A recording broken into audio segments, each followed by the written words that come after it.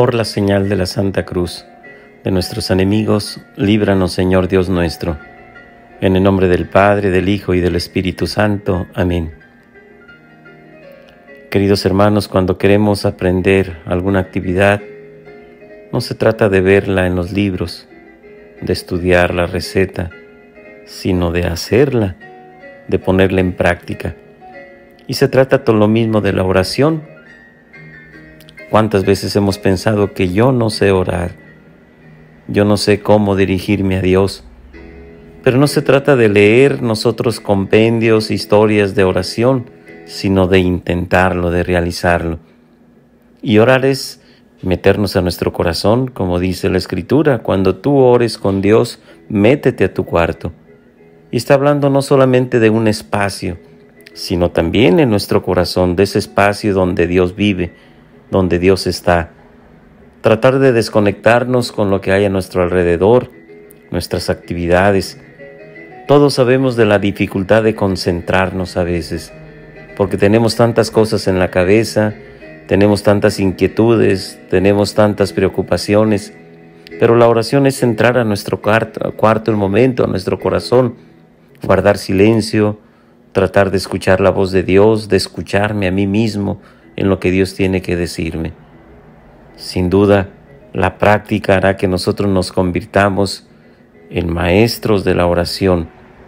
Ese maestro que guía, que se deja guiar por el Espíritu Santo en la comunicación con el Señor.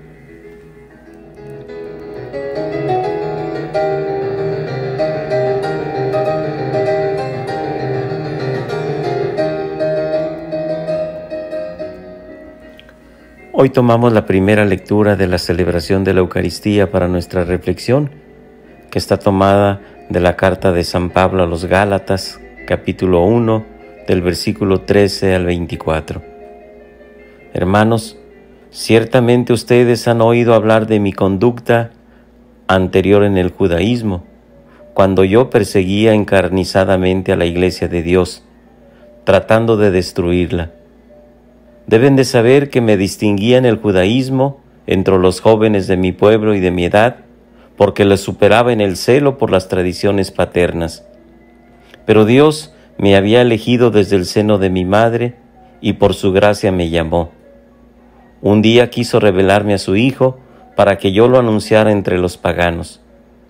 Inmediatamente, sin solicitar ningún consejo humano y sin ni siquiera ir a Jerusalén para ver a los apóstoles anteriores a mí, me trasladé a Arabia y después regresé a Damasco. Al cabo de 3 años fui a Jerusalén para ver a Pedro y estuve con él 15 días. No vi a ningún otro de los apóstoles, excepto a Santiago, el pariente del Señor. Y Dios es testigo de que no miento en lo que les he escrito. Después me fui a las regiones de Siria y de Cilicia, de manera que las comunidades cristianas de Judea no me conocían personalmente. Lo único que habían oído decir de mí era: el que antes nos perseguía, ahora va predicando a la fe, en otro tiempo quería destruirnos, y glorificaban a Dios por mi causa. Palabra de Dios.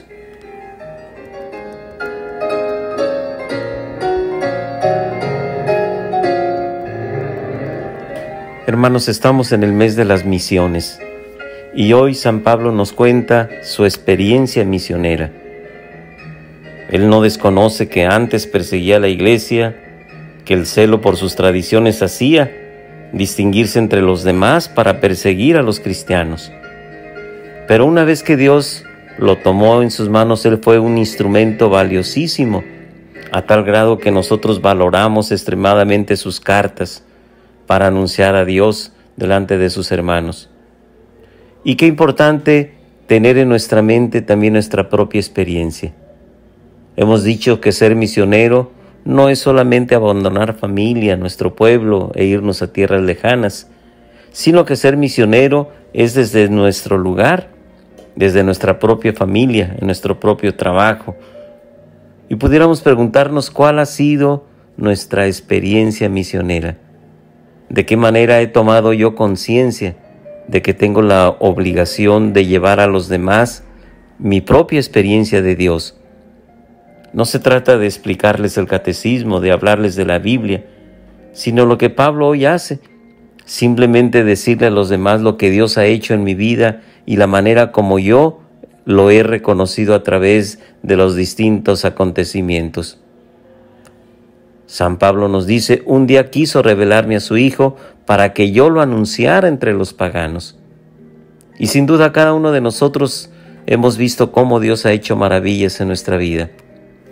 En la experiencia del nacimiento de un hijo, en la experiencia del matrimonio, en la experiencia de algún encuentro dentro de los movimientos apostólicos de nuestra iglesia. ¿Cuántas cosas podemos nosotros platicar a los demás? Y sobre todo, la manera como puede referirse la gente a nuestro testimonio. ¿Qué decían de Pablo? La carta que hoy escuchamos, el fragmento, nos dice: el que antes nos perseguía, ahora va predicando la fe que en otro tiempo quería destruir.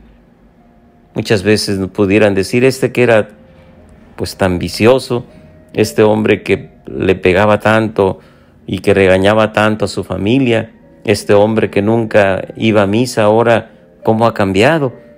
Es decir, los decires pueden quedarnos muy atrás cuando realmente estamos enamorados de Dios. San Pablo, sin ninguna vergüenza, nos dice lo que él era antes, pero cómo Dios fue transformando su vida. Quien está enfermo, sin duda, y nos escucha desde el lecho del dolor, ya hemos señalado que puede ser un misionero cuando ofrece su dolor, sus oraciones, por los misioneros, por la iglesia, por el deseo que tiene Dios de que todo el mundo lo conozca y pueda llegar a amarlo.